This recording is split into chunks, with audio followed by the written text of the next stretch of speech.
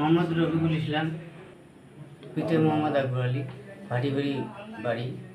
আমি ক্ষুদ্র একটা পানির দোকান করতাম। এর মধ্যে বাদাম কিনছি, গাঁদাও কিনছি, কিনে সাগত ভাইয়ের মাধ্যমে আমি পাঠাই দিচ্ছি। সাগত ভাই অটো চালক, আমি ওনাকে ডাকছি। গাঁজার তো প্যাকেটিং আমি একলাই করছি। ওটা ক্ষুদ্র কাজ, আমি একলাই করছি, কোনো লোক লাগে। দেখা যাচ্ছে সাগত ভাই, আমি বলছি আমার বাদাম আছে 3 বস্তা নিয়ে আসি। তারপরে তো বাদামের তো মাল আসলো, পরে উনি তো জানতো না।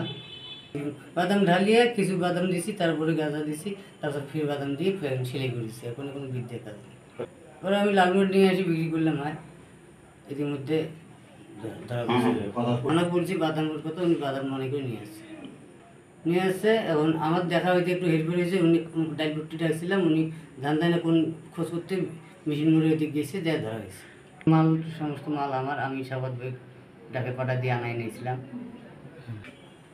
উনি তো জেলে খেটলো, আমি কাজ করতে, আমার সংসারের অভাব, আমি কাজ করিয়ে সংসার চালবার গেছি। উপস্থিত ওনার কাছে পাইছে, উনি এখন ওই পর্দায় উনি তো জেল খেটে ফেলে। তো আমার কিছু করার নেই। সেদিনকার মাল লালমনির মালটা আমি ইয়ে করলাম, বাকি নিছি।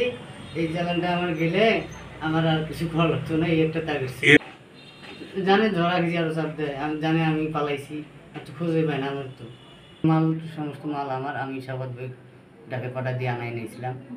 আমার পরিবর্তে সাবাদ বেগ জেল গেছে, সেই জন্য আমি অনুযুক্ত। আমি সেই জেল ঘাটার জন্য ডোনেশন দিয়ে চেয়েছি। হ্যাঁ, কিন্তু সেই সুযোগ সময় এখনো হয়নি। মাদাবের কাছে আমি ভাড়া করে বাদাম শুকাই নিছি। এখন বাদামটার জন্য পলিথিন নিছি, ওর কাছে চায়া নিছি। আমার বৃষ্টি আকাশ খারাপ, বাদামটা আমার ভিজে যাবে, এটা পলিথিন দিয়ে